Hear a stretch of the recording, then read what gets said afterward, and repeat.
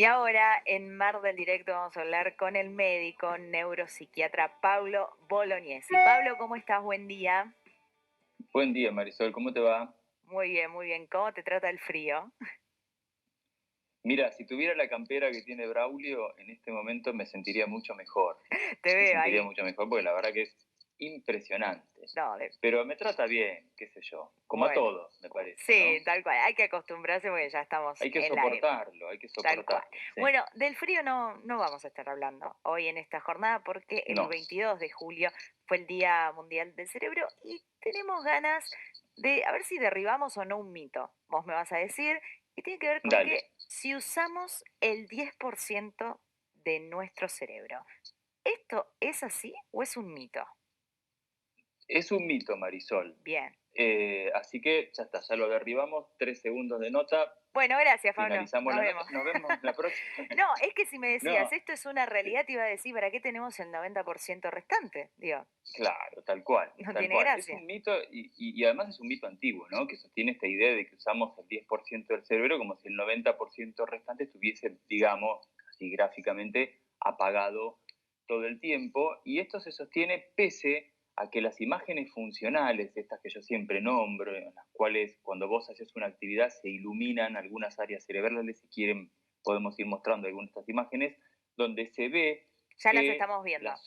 las zonas que están trabajando en el cerebro se ponen con un color más amarillo, naranja, rojo, según la cantidad de neuronas trabajando, mientras las áreas que no están activas están más azuladas, ¿no? Y Ujú. uno ve que todo el tiempo el cerebro está trabajando casi en su totalidad. Esta idea de que el cerebro trabaja en red. Y además sería la primera situación en la cual un órgano mantiene sus funciones con el 90% de sus células inactivas casi todo el tiempo. Es un mito fácil de refutar, primero por esto, ¿no? Por estos escáneres que muestran que, por ejemplo, mira, yo a vos te meto en un escáner y te hago hacer una acción tan simple como abrir y cerrar un puño varias Ajá. veces y ya vemos que esa acción tan simple activa mucho más del 10% del cerebro. Imagínate tareas mentales mucho más complejas. También se ha demostrado que aún cuando no estamos haciendo nada, mirá qué interesante esto, ¿no? ¿Viste esos momentos en los cuales no hacemos nada, no estamos pensando en nada? Uno solemos decir, estoy colgado, ¿en qué estás pensando? En nada. Bueno, Sí. ahí se activa una red cerebral que se llama Default Network, o red cerebral por default, o por déficit, Ajá. que nos demuestra que aún cuando no estábamos con ninguna tarea mental específica, el cerebro está trabajando y en un porcentaje bastante más alto, el 10%, que tiene finalidades saludables para el cerebro, no importa para qué, pero aún no haciendo ninguna actividad está trabajando gran parte del cerebro. Y al mismo tiempo hay un tercer hecho que refuta esta teoría, que es que una célula neuronal, una neurona, que no es estimulada durante una cantidad de tiempo importante, muere finalmente. Con lo cual tendríamos básicamente el 90% del cerebro muerto si esto fuera así. ¿Y de dónde salen estos mitos o Claro. este mito? Bueno, hay varias teorías, ¿no? Acerca de que, bueno, hace poco salió una película, hace no tantos años, que postula esto, ¿no? Y habla de que si usáramos el 100% del cerebro, no sé, tendríamos telepatía, moveríamos objetos con la La mente. película Bueno, Lucy, ¿no? la película Lucy, que creo que es del 2014, Sí. o sea, tendrá 7 8 años, Ujú. pero nada, toma esta idea que es bastante Ahora, antigua película está bien. para hacer una película de ficción, Claro. exactamente. Pero esto no es así.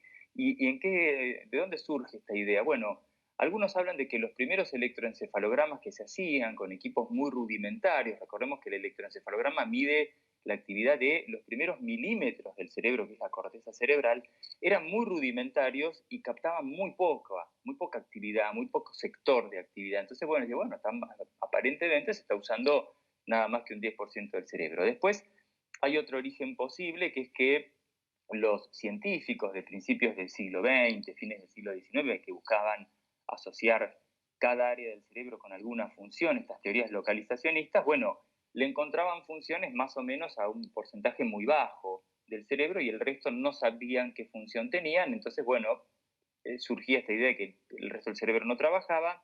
Y quizá la especulación más interesante es la de que usamos un porcentaje mucho menor o un potencial mucho menor del que podríamos usar de nuestro cerebro. Esto sí es real, de Claro. que posiblemente estemos usando un potencial mucho menor de nuestro cerebro. Esto no quiere decir que podamos mover objetos con la mente ni nada nada de eso, pero sí podríamos usar un porcentaje mayor, ¿Y pero cómo no tiene que podemos ver con la hacer para...? cantidad. Sí, Pero me cierro con una sí, cosa. No sí, tiene que ver tanto con la cantidad de neuronas que estamos usando, sino con los circuitos neuronales que usamos. Nosotros nacemos, perdón, con muchas más neuronas cuando somos bebés de las que vamos a necesitar en la vida adulta. Y en la adolescencia se produce un fenómeno de muerte neuronal que se llama poda neuronal, en la cual las neuronas que no forman parte de circuitos, que no han sido estimuladas, mueren. Esto hace que el cerebro sea más ágil. Si vos querés que el programa funcione mejor y necesitas más gente trabajando y te mando 4 o 5 asistentes más, el programa va a andar mejor. Ahora, si te mando 700 personas adentro del estudio, se sí, van a chocar, va a funcionar todo peor. claro. Entonces, agiliza el cerebro esta poda neuronal. Las neuronas que no forman parte de ningún circuito mueren. Entonces, ¿cómo podemos hacer, ahora si me estabas haciendo una pregunta vos, para que funcione Claro, ¿cómo mejor? podemos hacer para estimularlo?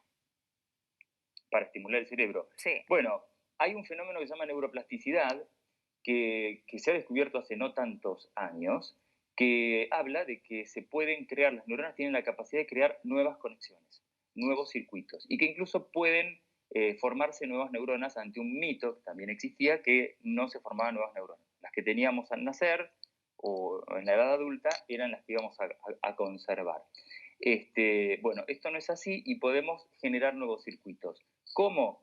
Hay muchas ayudas para esto. Obviamente descansar bien, como siempre mm, decimos, disminuir la carga de estrés, realizar actividad física aeróbica. Cuando hacemos actividad física aumentan unas moléculas que se llaman factores de crecimiento neuronal que potencian esto de la neuroplasticidad, alimentarnos adecuadamente. Si yo no le doy los nutrientes que el cerebro necesita para funcionar adecuadamente, para formar nuevas neuronas, para arborizarse más, crecer más todas estas prolongaciones neuronales y formar circuitos, no lo va a poder hacer.